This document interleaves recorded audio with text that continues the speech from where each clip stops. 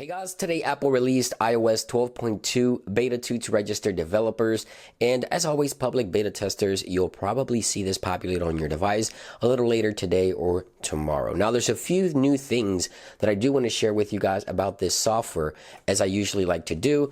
Now, the new software comes in at approximately 375 megabytes, and as I usually say, that's going to depend on the software that you're updating from and the device that you're using, the iPhone XS here with iOS 12.2 Beta 2 from Beta 1 to Beta 2, 375 megabytes. Now, let's take a quick look here at the current build number, which is going to be 16E5191D. That's the latest build number for iOS 12.2 Beta 2. Now, before we get to some of the major changes within the software, there's some really cool Animojis that I want to share with you guys. I first want to jump into Control Center and show you some key differences here. I want you to take a look at the platter for the music controls here. If you take a look at the AirDrop or the AirPlay icon here on the top right, it's slightly different than the one on previous versions of iOS. There's two little slashes on the top right here, when over here you actually have the AirPlay or AirDrop icon in the main platter. Now, if you open the platter up, you can see that the icons do remain the same, but when you close it back out, that's when the difference is noticeable. Right there, see it? So yeah, that's a minor change within Control Center. I also noticed that if we go to the Apple TV controls here for the AirPlay, we have new controls, which look really, really cool. And by the way, the AirPlay icon, again, different here from the AirPlay icon on previous versions of iOS. I like this one a lot better, in my opinion.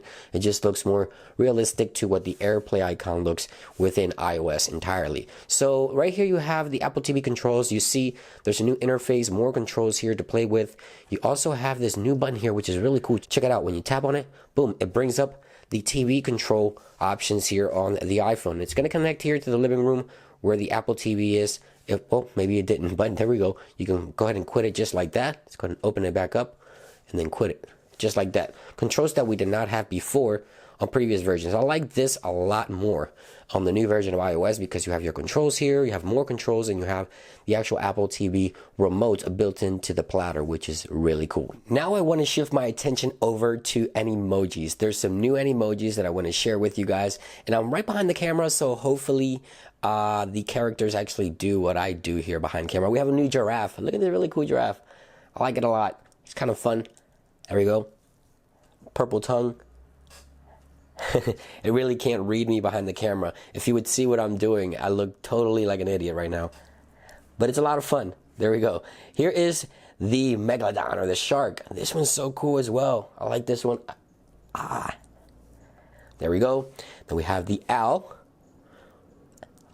So that's a really cool one as well. Apple does a really good job with these Animojis. I really like them a lot. Then we have the hog. Right here, the hog. As you see there. Also a really, really cool one. My favorite out of all of these new ones has to be the shark and the actual right here giraffe as well. Let me know which one you like the best. Leave it in the comments down below. Apple still hasn't addressed, which is something that's a little concerning to me. Apple has not addressed the major FaceTime bug that allows you to, answer a phone call from another users without them knowing, so you can pretty much eavesdrop on a conversation. I'm really concerned about that. Apple has yet to address it with iOS 12.2 Beta 2.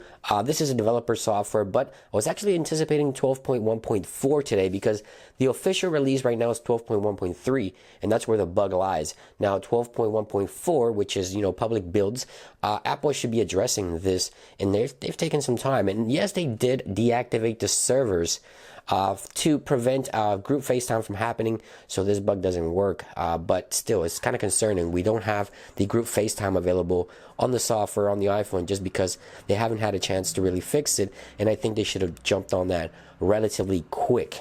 Not wait so long. But then again, that's just my opinion. Hopefully they'll fix it here. Maybe tomorrow we'll see a public build for the general public to fix that major bug with FaceTime.